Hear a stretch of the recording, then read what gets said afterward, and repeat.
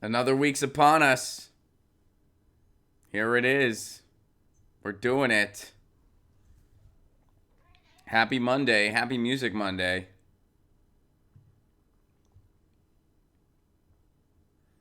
Hope everybody is well. If Game of Thrones is your thing, I hope you enjoyed it. I did. We're not going to talk about it much. What's up, Karen? How are you? What's up, Dan? Happy Monday. Good band. We're going to be talking music. We actually have a couple music stories today. People have sent in a couple music stories. What's up, Doug?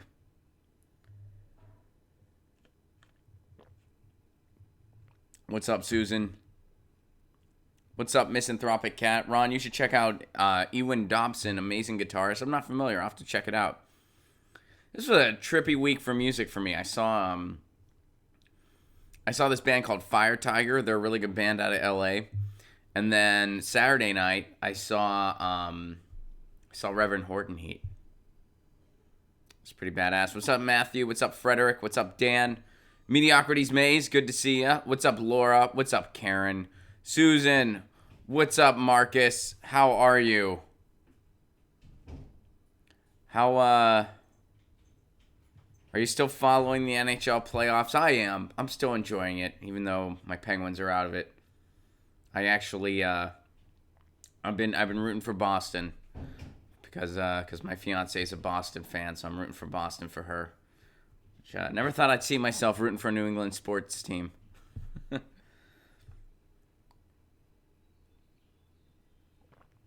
For all the Game of Thrones fans, I hope you enjoyed last night's episode. I did. Wow. I'm not gonna spoil anything, but yeah, that was a good episode. I really enjoyed it. It's gonna be a fun series. It's gonna be a fun ending. There's no getting around that. It's gonna be a fun ending. Let's see here. Hi, Ron. Can't wait to see you and Graham in Philly. Awesome, Jennifer. See you there. Laura gives a shout out to Reverend Horton Heat. It was really fun. Yeah. I've never seen them live. I've had so many opportunities to see Reverend Horton Heat, and for some reason it just never materialized. They were playing right down the street from me. So I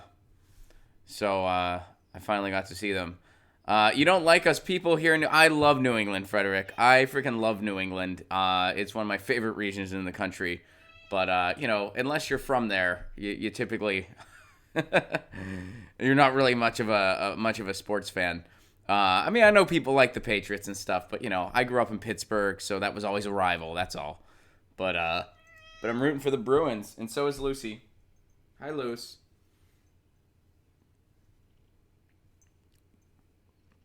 Crystal says this playoff season's been incredible. It is incredible. Speaking of which, New England, Graham Elwood and I are coming to Boston. Which, you know what? I hope that when we get there, we're celebrating a Stanley Cup victory. That's what I hope. We'll be there June 19th.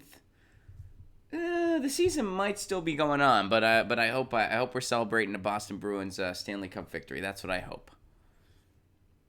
What's up, Ease? How are you? Yeah, I know, Lucy. It's hard being you. I'm glad you all are enjoying the playoffs. We were almost at 30. As soon as we hit 30, we will jump in, and we have a lot to talk about today. And I have a fun topic for today that I thought of, and I have my answer. We are officially at 30. Welcome to Get Your News On with Ron, the world's first viewer-curated streaming news show. What does that mean? That means people tweet me ideas.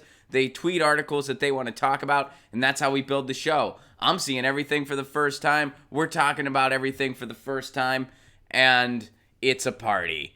Welcome to the chaos. Happy Music Monday. Speaking of Music Monday, our topic, music related. So here's the question for today. You are on your deathbed. It's over.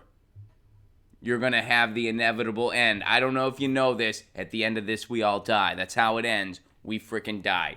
You're about to die. You have one more message to give the world. One more thing to say. And you get to pick one song. Gotta be a song. Pick a song, and that's it. Then you're done. What song do you send to the world? This is your send-off. This is your last message. This is the last thing you got. What do you give? Lucy, what's your pick? What do you give, Lucy? What do you... My pick, which I guess will be my song for the day, is a song called Constructive Summer by the Hold Steady. It's a very brilliant song. It's a song about what's important in life. It's a song about redemption, about trying your best, about not giving up. And it has lines like, raise a toast to St. Joe Strummer. I think he might have been our only decent teacher. We're going to build something this summer. Let this be my annual reminder that we could all be something bigger. So that's my pick. The Hold Steady, Constructive Summer. Edwin picks Imagine by John Lennon. Good pick. Jennifer, My Wish for You. Dan, Dear Mr. Fantasy. Jameson, No Effects, The Decline. Garden Gnome, Time Has Come Today, Chambers Brothers. Slow News Day, Empty Causes, Bad Religion. Boy with Love, BTS. I'm not familiar with that.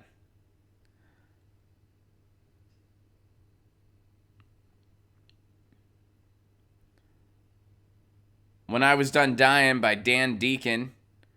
Dan Byrne, Jerusalem. If 6 was 9. Imagine +1. Russian Bot also gives a shout out to Imagine. That's a good pick. Imagine's a pretty good pick. Neil Diamond, Hell Yeah. I like that.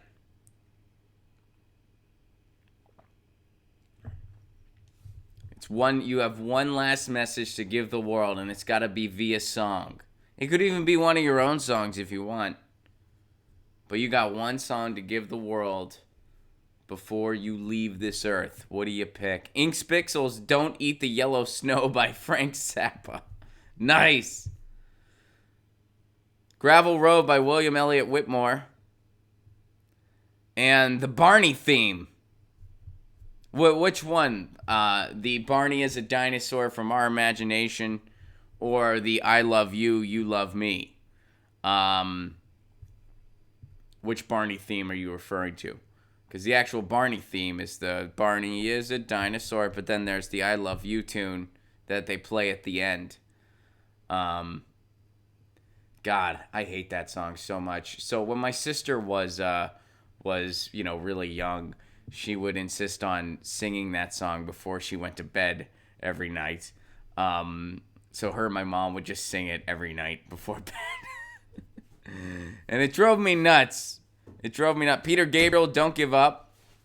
The Toto song, just any song by Toto, I guess. R.I.P. by Young Jeezy. I'm not familiar with that song. It's the Worst Day Since Yesterday by Flogging Molly. The Party's Over. Good pick, Karen. Let's see. Ars Morendi by Mr. Bungle. Looney Tunes outro with Porky the Pig going, That's all, folks. That's awesome. Mr. Broken Oz, thank you for the Super Chat contribution. Please make and hang free Assange posters locally. That's good advice. Not a song, but good advice nonetheless. Highway to Hell, AC/DC. Maybe an anime outro. L'Internazionale. Africa by Toto. Good picks. Good picks, y'all. Very good picks. Cool. Well, we got some stories, so let's go straight to them. We'll start with some music stories since today is Music Monday, and then we have some other pressing issues of the day. But here's something that Edwin shares. So this is breaking news. Woodstock 50th Anniversary Festival has been canceled. So the festival, which never sold tickets, was set to include Jay-Z, Miley Cyrus, Chance the Rapper, and many more. Let's see what happened here. This is from Pitchfork. The Woodstock 50th Anniversary has been called off. The Revive Festival, which was scheduled to take place from August 16th to 18th in Watkins Glen, New York, made headlines when payments to participating artists were delayed by a few days.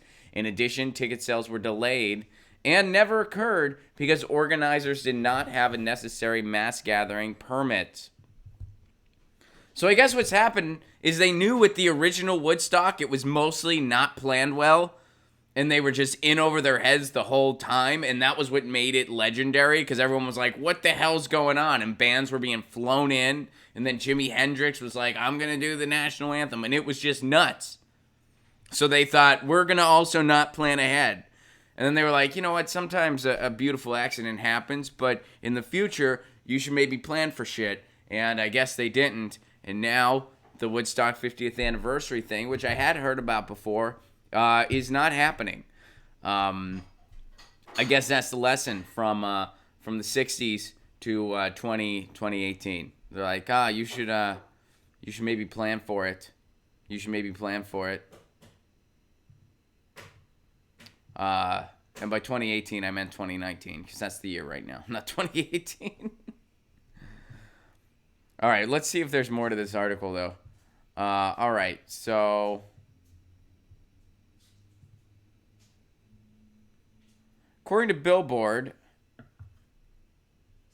the organization that funded Woodstock 50 said in a statement, despite our tremendous investment of time, effort, and commitment, we don't believe the production of the festival can be executed as an event worthy of the Woodstock brand name, while also ensuring the health and safety of the artists, partners, and attendees.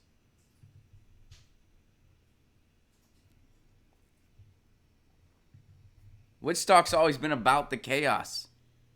It's always been about the chaos. I mean, there was all that mud throwing the one year in Woodstock 94. They were just throwing mud everywhere. And that big fire happened. It was always nuts. But I guess they don't want to make it too nuts. All right. So the lineup included Jay-Z, Chance the Rapper, The Killers, Miley Cyrus, and others. Shortly after the lineup was announced, the Black Keys canceled their set due to a scheduling conflict. I bet the Black Keys are really happy they went with that other thing. Whatever their other thing is, I'm glad they went with it. I'm sure they're glad too. I was supposed to open for the Black Keys, and it got rained out. It's a fun, true story about me. There was this festival in Pittsburgh. They still do it every year, I think. And it's called the Tech Fest. And it's at Carnegie Mellon University. And I was set to perform on it. They had a little, comedy stage. I was set to perform the same day as the Black Keys, which I was real excited about. I was like, that would be such a cool thing for the resume to say, hey, I opened for the Black Keys. The show probably would not have gone great. It was outdoors in a tent in the middle of the day, so it was sunny and shit, and I was supposed to do comedy. But opening for the Black Keys, who can turn that down? Especially since this was early on for me. I never got to do anything big like that. But it got rained out. And this was a big tech fair where people would basically students would bring these these things that they built. Which, this is Carnegie Mellon University, so in some cases they built a robot and shit like that. So all these floats got destroyed because of the weather, and they had to just close down the entire festival. Now, they did move the Black Keys to inside in the gymnasium. They did have a rain plan for the Black Keys. They did not have a rain plan for a comedian nobody had ever heard of. So I didn't get rescheduled. The Black Keys did. I still got paid, which was neat, but I did not get to open for the Black Keys. And the Black Keys not doing this Woodstock anniversary. Why? Because the Woodstock anniversary's not happening. All right, Edwin, thank you for sharing that. And here's something interesting. This is another music article for our Music Monday today. So, I used to live in Tennessee. I used to live in Nashville. And Nashville is a blue dot surrounded by a sea of red, and I still remember kind of what it was like living in a place like that. And I try to be mindful of that, where a lot of times it was really tough. Even though you lived in a blue dot, you were still reminded, especially whenever you went to vote, that you were in a very red state. And it could be very frustrating at times. In fact, it was very frustrating because every time I went to vote, I was never voting for anything. I was voting against a lot of things.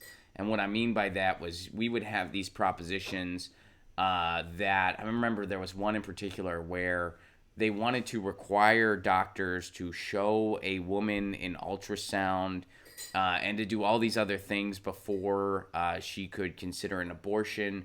They would try to find all these loopholes to crack down on Planned Parenthood institutions, stuff like that, where really what this was all about was just the, quote-unquote pro-life agenda. I put pro-life in quotes because there's nothing pro-life at all about that movement. But that's what it was all about. It was all about demonizing a woman's right to choose. So you basically would go to the polls to try to make sure women's rights didn't get set back 30 years. You weren't voting for anything. You were just kind of voting to hold the lines, so to speak. And I remember that, and it was very frustrating, and it was very depressing. And a lot of times measures like that would pass, and the city of Nashville was against it by about 80%, but the rest of the state was for it, so it would pass by a little bit. But anyway, here's something connected to music. Warner Music Group, Curb Records, and more say anti-LGBT Tennessee bills would harm Music City. All right, so what's going on here? Warner Music Group and Curb Records are among a growing list of businesses voicing opposition to a set of controversial bills in the Tennessee General Assembly, which they argue could pose a threat to the LGBT community in the state and its beloved Music City. Among other things, the bills would allow private adoption agencies to turn away same-sex couples and require the Tennessee Attorney General to either defend schools who are sued for anti-transgender policies or pay their legal costs. In an open letter to state legislators published on April 26 and signed by Warner and Curb, Aaron Davis, a Tennessee resident and CEO of global music administration company Exploration, writes, "Nashville is Music City. This legislation threatens the fabric of that long-standing value and pride that we all feel around the role that Nashville and Tennessee play on the world stage. I am proud to have employees that identify as LGBTQ, and one can be certain that we are not alone across the larger music business. Our business and the greater music industry are better as a result of their presence and effort, and this legislation will almost certainly have a substantial negative economic impact on the most viable industry in Nashville." Good for them. And this is one of those things. Nashville in particular has always had this bohemian element to it. They always had like this beatnik bohemian element to it that kind of made it a little more free thinking. Maybe more so than the rest of the state. Same with Memphis in a lot of ways. And I'm glad to see that organizations are being loud about that. And especially, country music in particular has slowly started to evolve. When I used to do a music podcast called Five Chords and the Truth, and we kind of did an episode dedicated to the pop country world, which is not a genre of music I personally enjoy as a listener. We were just covering it because of, the cultural impact it has. It is huge. And we were talking about how it is kind of evolving politically. They are more vocal about being pro-LGBTQ, which is awesome. And after that Vegas shooting, that world has even evolved a little bit when it comes to guns. And people who, there was that one musician in particular who used to be like, my gun, Second Amendment, who is now saying, we need a common sense gun policy in this country because this is ridiculous. We need a common sense policy that can deter stuff like this from happening. So, the pop country world is kind of catching up to the times politically, which is an interesting thing to watch and a positive thing. And I think this is all sort of a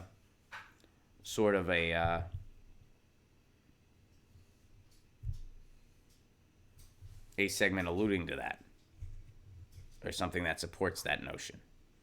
Obviously Warner is a wide umbrella. They have all types of genres of music. Curb is a little more in the country world. They do a little bit of everything as well, I'm pretty sure. But Curb is a little more situated in the country world.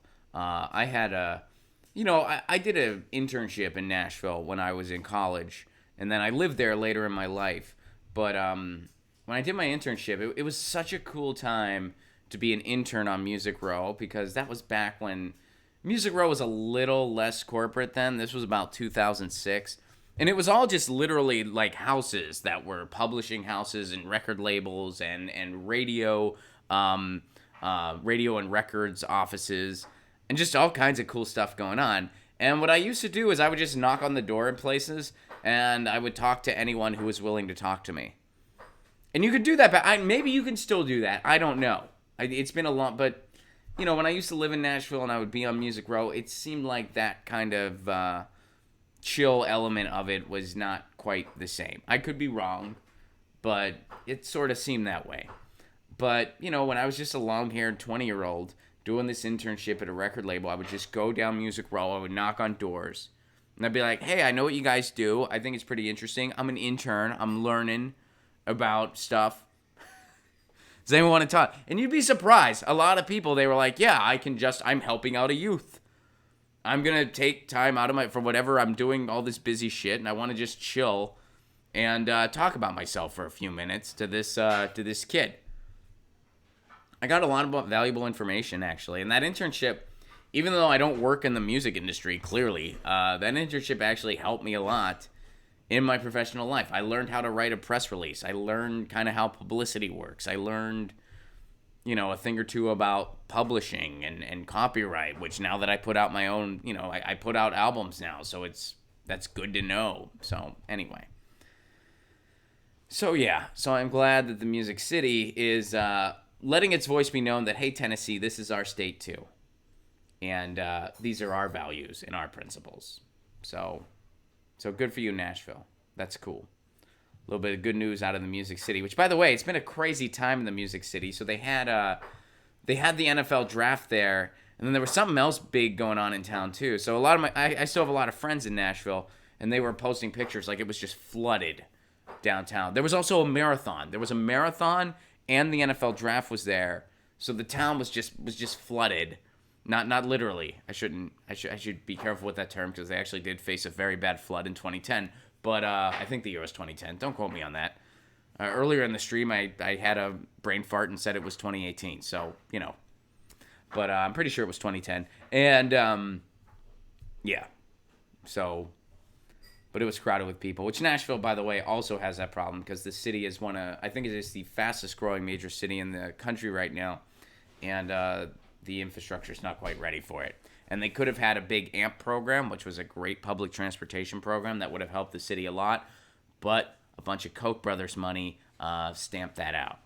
I was living in Nashville when that happened. Anyway, all right. So good news out of the Music City. All right, let's go to some shitty news. So here is another science perspective here. We have 5 years to save ourselves from climate change, a Harvard scientist says. 5 years. Damn it. All right. The level of carbon now in the atmosphere hasn't been seen in 12 million years, a Harvard scientist in Chicago said. This pollution is rapidly pushing the climate back. We have excellent information about what that state is because we have a paleo record going back millions of years when the Earth had no ice at either pole. There was almost no temperature difference between the equator and the pole, said James Anderson, a Harvard University professor. The ocean was running almost 10 degrees Celsius warmer all the way to the bottom than it is today. And the amount of water vapor in the atmosphere would have meant that the storm systems would be violent in the extreme because water vapor, which is an exponential function of water temperature, is the gasoline that fuels frequency and intensity of storm systems.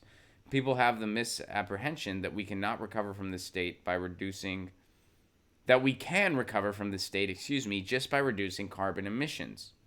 Recovery is all but impossible, he argued, without a World War II style transformation of industry, an acceleration of the effort to halt carbon pollution and remove it from the atmosphere, and a new effort to reflect sunlight away from the Earth's poles. This has to be done, Anderson added, within the next 5 years. The change that there will be any permanent ice left in the Arctic after 2022 is essentially zero. Wow. Okay, so it looks like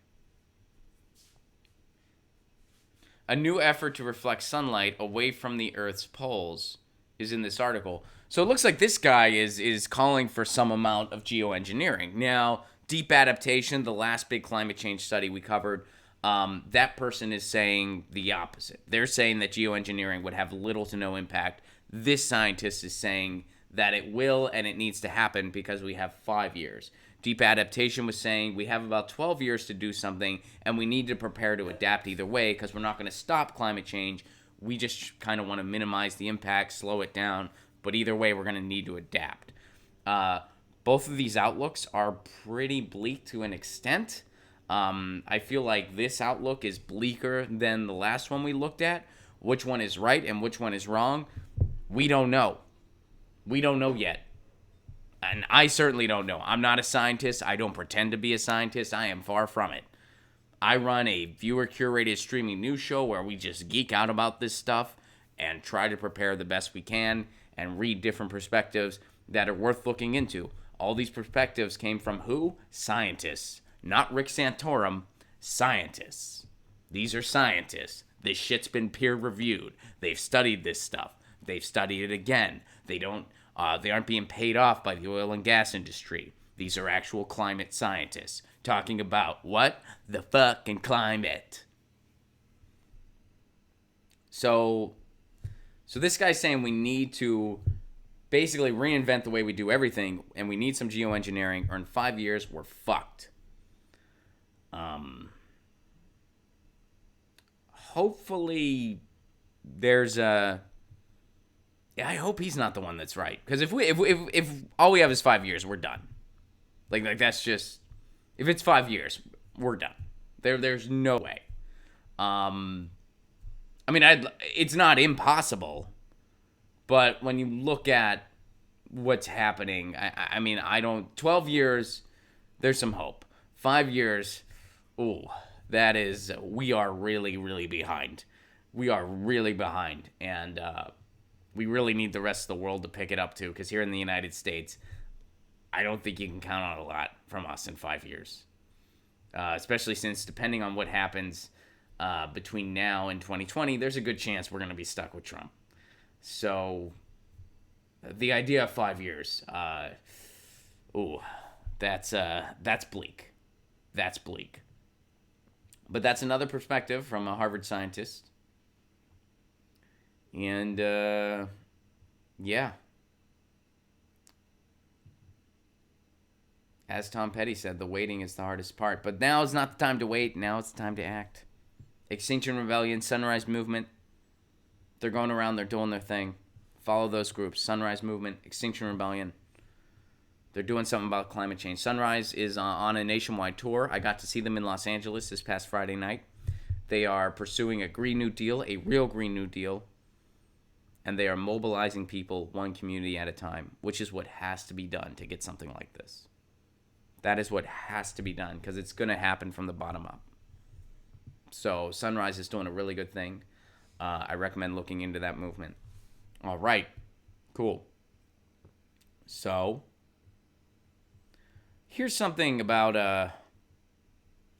We'll go to, speaking of movements and causes, you guys know that the movement near to my heart and the cause near to my heart that I'm really trying to do something directly about is municipal broadband, which is basically taking the internet out of these corporations' hands, taking the internet out of Comcast's hands, out of AT&T's hands, and putting it into the hands of cities and municipalities. If you do this, you get better internet at a more reasonable price, and you solve the issue of net neutrality, because net neutrality will be written in the charter, and it will be guaranteed. Besides, it's city-owned internet.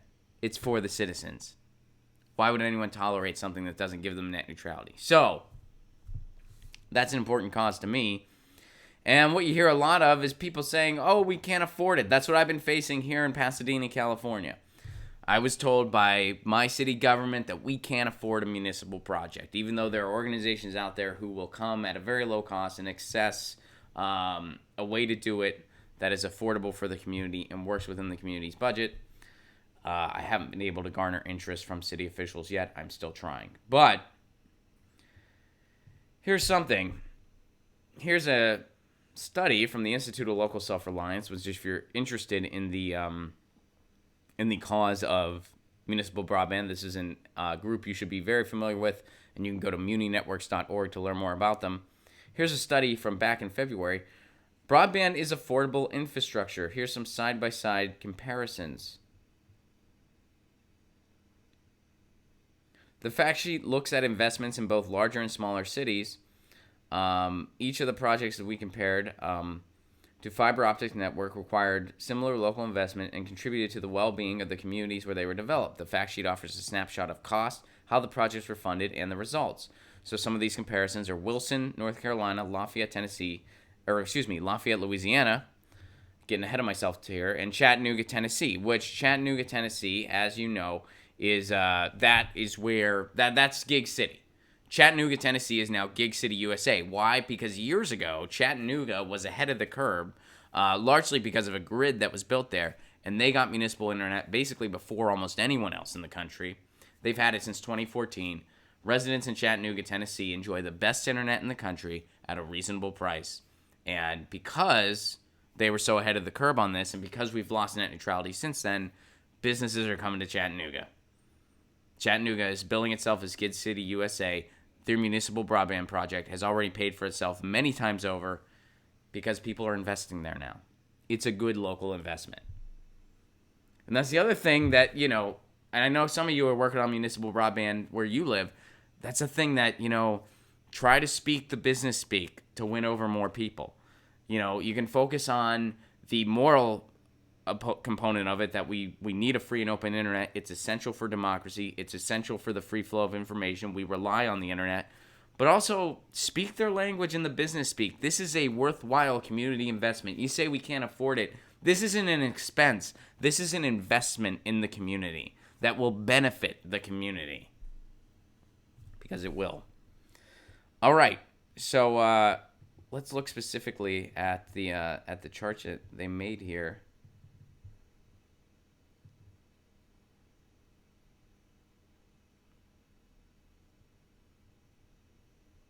So check this out. Here's kind of a general side-by-side comparison. Local governments invest in public good. So here you go. With $15 million, a city can build a quarter of a mile for a light rail line, build 87 miles of underground urban fiber network. So the point of this is it's affordable. This is stuff that cities and communities need to do. Some need to do it and aren't doing it. Like the city of Flint. This is something that they really need. And they're not getting the help they need. That's a different story. But you can build 87 miles of an underground urban fiber network. So the point of this particular study and this particular article is it's an affordable thing. And it's worthwhile for communities. So there's a Muni Broadband update on today. All right. So we'll go to 2020 for a little bit, and then I'll go to you guys. I like the headline of this article. Joe Biden is the Hillary Clinton of 2020. Americans want outsiders, reformers, and fresh faces, not politicians with decades of baggage. I agree. I agree with both those statements. Joe Biden is the Hillary Clinton of 2020, and we are in an outsider time. How do we know that? Just look at who the president is. Donald Trump is president. We are in an outsider time.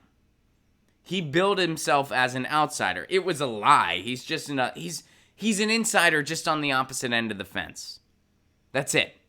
He's still a plutocrat. He's still a right-wing demagogue. He's still an insider. He was just on the other side. He was on the side buying the politicians, not being the politician himself. He even said that. Those are his words. That's not even an insult to Donald Trump even, because he says that himself. He said something along those lines himself.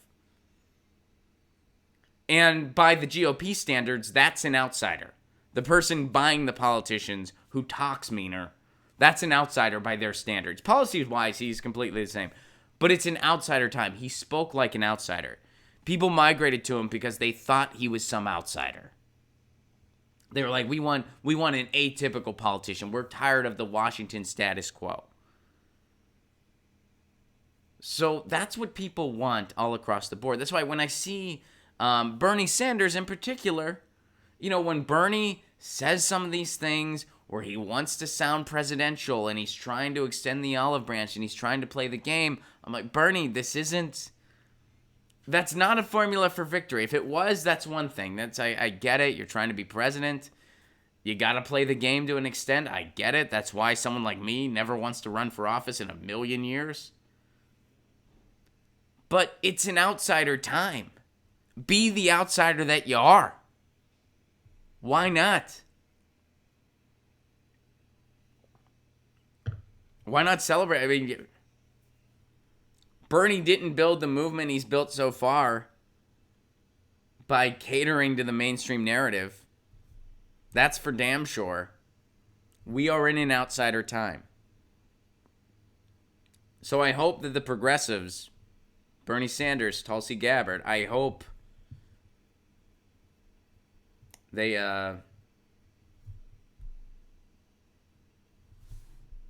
go the outsider route. And more establishment is not going to beat Trump.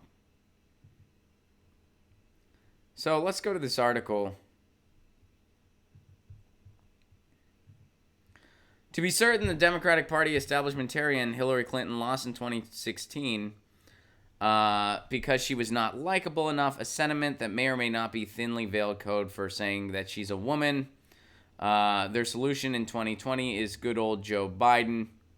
So I really like the headline and the notion of this article. I don't, but as far as just rehashing 2016, I find it very tired. A sentiment like this is incredibly tired.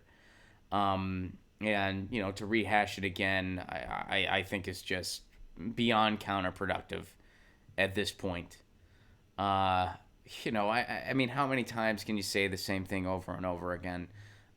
Did Hillary Clinton face all kinds of sexism throughout her entire career? Of course she did. Of course she did.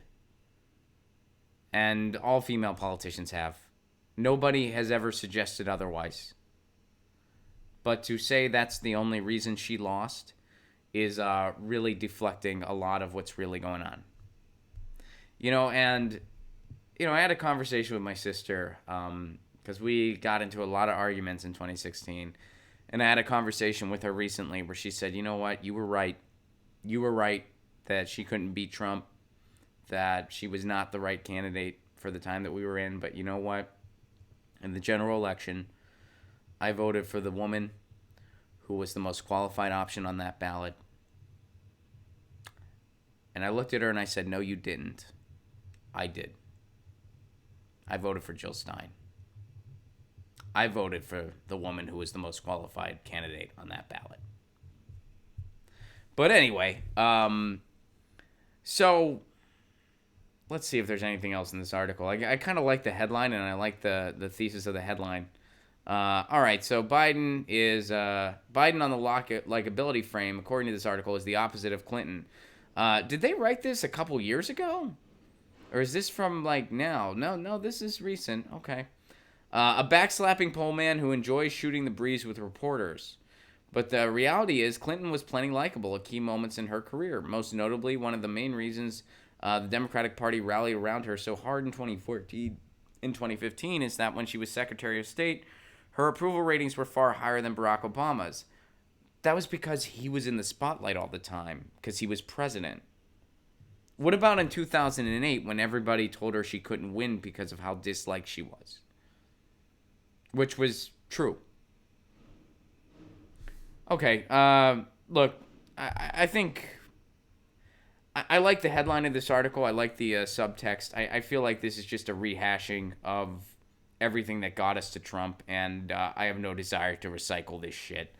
Not saying the article is shit. I'm just saying I have no desire to recycle this stuff. Let's see. Here's something. Here's a good question that's worth pondering. Why nominate another Iraq hawk? Amen. Amen. You know how you can just sum up this article? Let's keep doing the same thing over and over again and expecting different results. Because that's the definition of sanity, right? Nope. Reverse that. That's the definition of insanity. That is the definition of insanity. So yeah, Joe Biden is the Hillary Clinton of 2020. So if you run Joe Biden against Trump, what do you think is going to happen? What happened in 2016? And he's already accumulating baggage. Oh, and where did he start out his campaign? With a bunch of Comcast executives. That's where Joe Biden started his campaign. Is it a surprise that he can't even get net neutrality right? All right. And we've already done videos on Joe Biden. So here's our last article for the day, and then we're going to talk about it. This is something that we're not going to focus so much on what Beto O'Rourke says as much as just the overall theme here. Beto O'Rourke calls for ethical farm-to-table restaurants in every community. Okay. Former Representative Beto O'Rourke called for the establishment of farm-to-table restaurants in every community to combat poor nutrition. Farm-to-table restaurants are part of a socially conscious movement favored by wealthy urbanites that often feature small, elaborately designed fare. Yeah, okay, so we know what farm-to-table is. Beto says he wants farm-to-table restaurants in every community when asked about poor nutrition in places. Another Washington Post journalist, Dave Weigel, did not relay the paraphrased exchange, but noted that the topic of poverty-linked food deserts was more fully addressed by O'Rourke. Beto gets a question about nutrition. He has a very handy series of answers based on conversations with people in food deserts. So, here's the thing with this article. Food deserts are a very real thing in this country. The answer to food deserts is not a bunch of farm-to-table restaurants that a lot of people who live in situations like that probably can't afford. That's not an alternative to a food desert. No restaurant is an alternative to a food desert. A restaurant is a treat, right? That's not like that's not your dietary supplement. Oh, I live in a food desert. I don't have access to quality food. I have to go far just to get groceries. Oh, good, a farm-to-table restaurant's here. I'll just go there every day. And this speaks to Beto O'Rourke being completely out of touch with general people. Why? Because he's married to a billionaire. He's a completely out of touch corporatist, and he would lose to Trump because of dumb comments like this, among other things. However, getting to the principle of this article, I do reject the idea. Here, let's see here. How they point out that a socially conscious movement favored by wealthy urbanites. Now, I know they're talking specifically about farm-to-table restaurants, but I do reject the idea that being more, that the idea of sustainability via local farms is a wealthy urbanite idea exclusively. I reject that notion, and that notion is not true. I know that's not what the article is claiming. I'm using this as a conversation topic. I know the article was referring specifically to farm-to-table restaurants, which I like farm-to-table restaurants. But, you know, this idea that farming is a solution to food deserts is a noble idea, is a true idea. And, you know, this idea that something like a crop share or something like maintaining a better relationship to your local farms is something solely reserved for wealthy people and the elite is just straight up false. And kind of the wrong attitude to have. You know, if you look in your area, there are probably great crop shares out there that if you measure it up to what you would spend in the grocery store each week, and how it would be supplemented by a farm, it's actually affordable in many cases. And a lot of these farms, they offer shares where you can work for your share, where you can give them a couple hours of your time each week, and you learn how to farm, and then you get your share. And I know that, you know, that's not always easy. People are working 2 to 3 jobs. But maybe you're underemployed and you have a hard time getting access to good food because you're underemployed. Well, this is something you can do, and it helps out your local farm, and it helps out yourself. And I know this isn't an ideal situation to be in, but we don't live in an ideal society right now. So this idea of going local and this idea of turning to farms is something that I am very much an advocate of. And something we've talked about a lot on this show. I've told a lot of people, I'm like, look into a crop share in your community. I used to be a member of a crop share in Tennessee. They would offer, you could work for your share if you couldn't afford it. You could do a payment plan where you paid it off over a longer period of time if you couldn't afford it. And, I would do the math, and the money that I would save buying groceries each week, it was affordable. And I was an opening act road comic at the time. I was not making a lot of money at all. I was, my girlfriend at the time, she was doing better than me, but we were not a wealthy household by any means. We were a very just working class, just getting by household. And we could afford a crop share. It was a worthwhile investment for us. So I always encourage people to kind of look into that stuff. So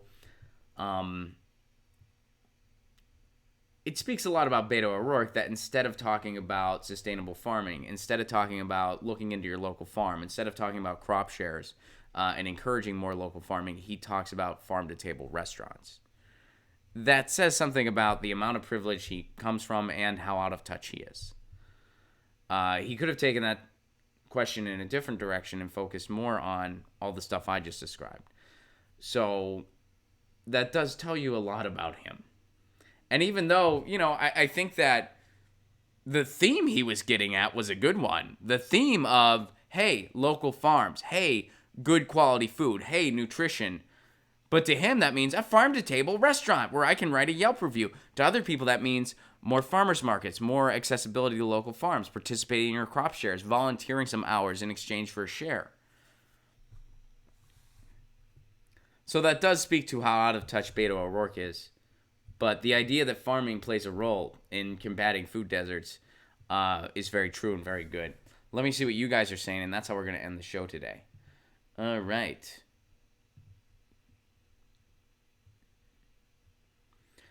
Balthazar, thank you very much for the Super Chat contribution. I spent 9 days in Seoul, South Korea. It has municipal 1 gigabyte per second up and down speeds as a state. Right. Oh, and they have single payer and great outcomes. It's a good point, Balthazar. Getting back to when we were talking about municipal broadband, all the countries that put the internet in the cities and municipalities' hands in the first place, they experience better outcomes with their internet. They have faster internet at a better price. All the countries that did what we did and allowed organized duopolies to happen, they have shittier internet. Let's see here. See what you guys are saying. Line the streets with fruit and nut trees. I agree. Growing local is definitely important for climate change as well. Yes, it is. Good. And somebody pointed out, I'm missing the... I lost the chat. It jumped on me. But somebody pointed out that so much food is thrown away. And that's very important to note, too. There was a professor, I think in Berkeley, California. He did this experiment where he just basically dumpster dove and got all of his food that way.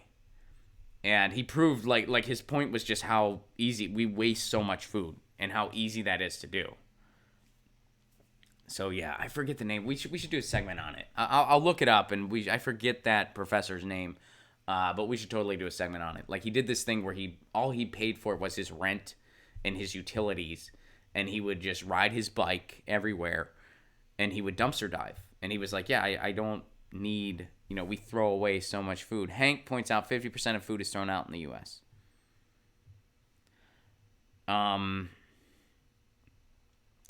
Baby Gerald, good one. Well done, Baby Gerald. He, referring to Beto O'Rourke, he just wants restaurants because those are more places he can jump on top of the tables. Well done. And I am mad at myself for missing that opportunity. Myself, hey, farm to table restaurant, because a table, something else for him to jump on. You know, Beto O'Rourke, stand on something, stand for nothing. Interesting.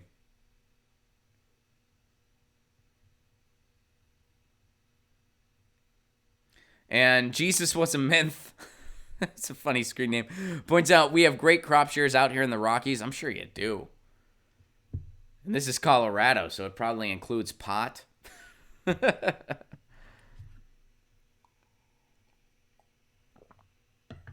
Jenna says the fine dining restaurant opened in Braddock has really benefited the locals. Sarcasm. And Jenna, I think Braddock, PA, this is referencing my hometown of Pittsburgh, Pennsylvania. Braddock, PA is actually a great example for what we're talking about, because even though I'm not familiar with the restaurant you're referring to, but I'll take your word for it. But one thing Braddock has also been doing, they have a lot of good crop shares in Braddock that I'm sure actually is benefiting the community. So that town is actually a great example of the theme we were just talking about. So thanks for pointing that out. Yeah. Cool. Well, guys, we are out of time. You guys are awesome. Once again, happy Music Monday. My song for the day, again, if anyone wants to look it up, Constructive Summer by the Hold Steady. Our theme today was, you're on your deathbed, you got one song, your last message to the world. What do you pick? I pick Constructive Summer by the Hold Steady, so that's the song for today. You guys had some great picks today, some great songs. Tour dates, Wednesday. Is it Wednesday? Yes, May 1st, which I believe is Wednesday. I should make sure of it. Let me make sure of that. Yeah. Wednesday is May 1st, right? Yes. Okay. Wednesday, May 1st. I'm in Indianapolis. Get your tickets. Don't wait. I want to see you guys. I want to see you Wednesday. I'm in Indianapolis. Wednesday. Yeah. Indianapolis. Get your tickets, ronplacone.com. Graham Elwood and I are coming to the East Coast in June. Washington, D.C., Baltimore, Philadelphia for 2 nights, New York City, New Haven, Connecticut, Boston. Get your tickets now. Hey, Boston, I hope we're celebrating a Stanley Cup victory while I'm there. Get those tickets, ronplacone.com. And Graham Elwood and I are coming to Vegas on July 27th. Get your tickets now. Somebody just said they partied with the Hold Steady. Jenny, I partied with the Hold Steady. I'm a little envious right now. I did get to interview Craig before, and I got to hang out with him in person. And I've also interviewed Franz Nicolay on this show before, so we hung out via Google Hangout. I've never met him in person, but that sounds awesome. I want to hear that story on a future stream. So please come back and share that story with us. But I hope the Hold Steady is touring a little bit more. I know Craig Finn just released an album. So yeah. Anyway, but thank you guys for this. If you want to support the show on the sustainability end, patreon.com/ronplacone. You know what the drill. For a give what you can level, you get a bunch of exclusive content, and you get my album, and you help keep this show on the air, and you help me expand the show. I want to do more streams. I want to do more guests. I want to do more interviews, but I do need some sustainable support to make that happen. So if you got an extra $1 a month and want to throw it my way, that's awesome. If you don't, I totally understand. No problem at all. Please like these videos, share these videos, subscribe to this channel. And, when you're watching your content creators that you like on YouTube, make sure you let those ads play through. Just have it on autoplay so that it plays all the way through. And don't just do that for me. Do that for all the content creators you love on YouTube, because that helps our channel. That helps sustain our channels. So please do that. Jenny, you're welcome. I'm glad that made your day. I'm sure that hanging out with the Hold Steady was way cooler than me talking to you. So you've gotten to do some really cool things. But I look forward to hearing about how you hung out with the Hold Steady. In fact, if you want to, email me the story. I'd love to hear it. ronplacone.com. Let me know, because that's awesome. Man, I hope the Hold Steady tours. That's everyone tweet the Hold Steady. Tell them to tour. Let's see. If we all do it. Craig's probably going to be on tour first, though, because he just released his solo album. Anyway, you guys are awesome. This has been Get Your News On with Ron, the world's first viewer-curated streaming news show. Consider the news gotten. That doesn't even make sense. We'll be back tomorrow, same time, same channel, 1 p.m. Eastern Time, 10 a.m. Pacific Time, right here on YouTube. I will see you tomorrow. Peace.